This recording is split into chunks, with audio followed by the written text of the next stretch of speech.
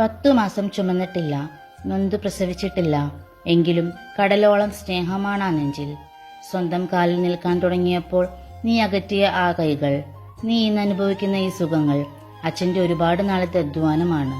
താൻ തോറ്റ ജീവിത മത്സരങ്ങളിൽ തന്റെ മക്കളെ ജയിപ്പിക്കുമെന്ന വാശിയായിരുന്നു അച്ഛനെ.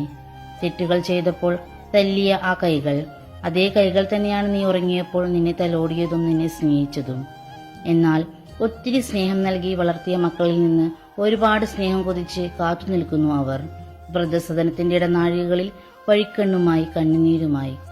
നഷ്ടപ്പെട്ട, പകരം കിട്ടാത്തതുമായ ആ സ്വർഗീയ സ്നേഹത്തെ, സ്വർഗീയ സുഖത്തെ നമുക്ക് ചേർത്ത് പിടിക്കാം. മക്കളെ, എന്നെ മോനെ കണ്ടായിരുന്നോ? കുഞ്ഞാളെ